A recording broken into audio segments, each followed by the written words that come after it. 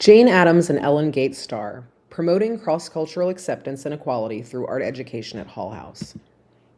Jane Addams and Ellen Gates Starr had different upbringings and experiences in their youth, but both developed great passions for art and social reform in their lives.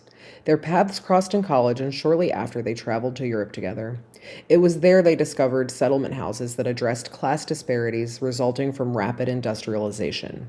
The discovery led them to co-found the Hull House of Chicago in 1889, a true community center run by members of the community. Hull House provided opportunities for people from all walks of life and corners of the earth to interact through the arts, in classes, art galleries, workshops, lectures, and more. The positive interactions through art education provided opportunities for cross-cultural acceptance, equality, and growth during the turn of the 20th century in Chicago. Jane Addams was born in 1860 and was the eighth child in her family. Her mother died when she was only 2 years old. Her father was an Illinois senator and friends with Abraham Lincoln. Addams dedicated her life to trying to prove herself worthy as his daughter because he was always so busy and extremely influential. She studied at Illinois' Rockford Female Seminary, where she took watercolor painting during her senior year, before spending 8 years traveling through Europe trying to find her life's purpose.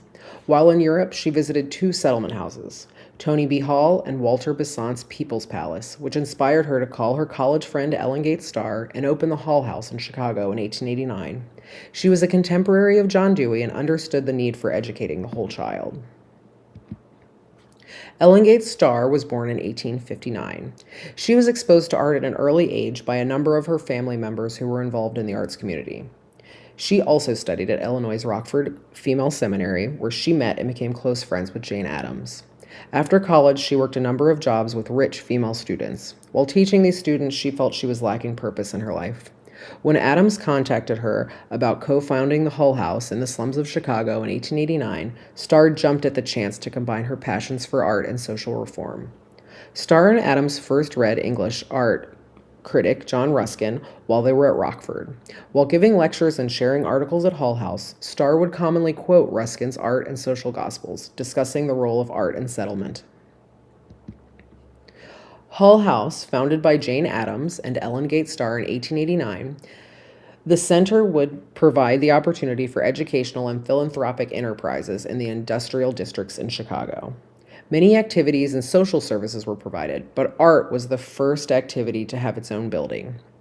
Jane Addams was aware of the hardships that came from living in poverty and wanted to provide the community opportunity for play, delight, and to feel enriched in their lives during hard times.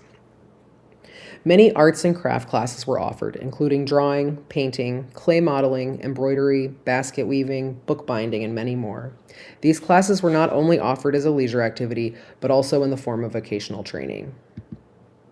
Addams established the Hull House Labor Museum that held collections of textiles from around the world. The museum also offered space for immigrant women to share their knowledge on spindles and looms from their previous employment and crafts in their home countries. Addams wanted to preserve immigrants' values from their past lives and assist in sharing their culture with the Chicago community. Starr used the arts and craft movement of 1880 to 1920 as a way to reform society and spend her time teaching 1 or 2 apprentices at a time in her specialized craft of bookbinding at Hull House. What else was happening at the turn of the 20th century in Chicago? At this time, Chicago was going through an industrial and immigration boom. Addams was a big player in the movement for cultural uplift. After the Civil War, many of the museums, libraries, orchestras, and other cultural centers were run by wealthy white men. These facilities were privately funded, and their logistics, like their location, the cost to get in, the hours of operation, were chosen to keep out the poor and less fortunate populations in Chicago. Hull House responded to these institutions by providing opportunities to view art in city parks, loaning out artworks to school, and offering lectures in public spaces. In 1903, ownership of the cultural institutions and museums was given to the city so that all parties could work together and all people would have access. Here are some big ideas from Addams, Starr, and the Hull House. Art brings society and communities together. Having these shared experiences of viewing, creating, and appreciating art helps people bond. Art also allows for people as individuals to explore and appreciate their own self-worth. Hull House celebrated cross-cultural diversity and promoted contact theory. Contact theory is the idea that people's attitudes toward different and diverse groups of people with whom they are not familiar will be more positive if positive contact, interactions, and experiences occur. At Hull House, immigrants and locals were able to share their cultures, interests, spiritual beliefs, and bond about their hopes and dreams.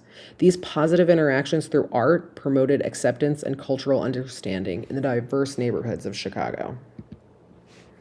Adams and Starr may not have felt accepted at the time, even though they were so accepting of everyone else. There are historical records that suggest Adams and Starr were not only professional colleagues and friends, but were also romantically involved. While neither Adams nor Starr explicitly expressed their sexual identity, letters between Adams and Starr included intimate correspondence. During this time period, this may not have been acceptable for them to share publicly. In the interest of furthering art education into the 21st century, Wolfgang and Rhodes suggest we consider the possibilities of queering the spaces of art education practice to be more inclusive and culturally sustainable in the 21st century. I believe this is something Adams and Starr would proudly support if they have been alive in modern times. Thank you very much for listening.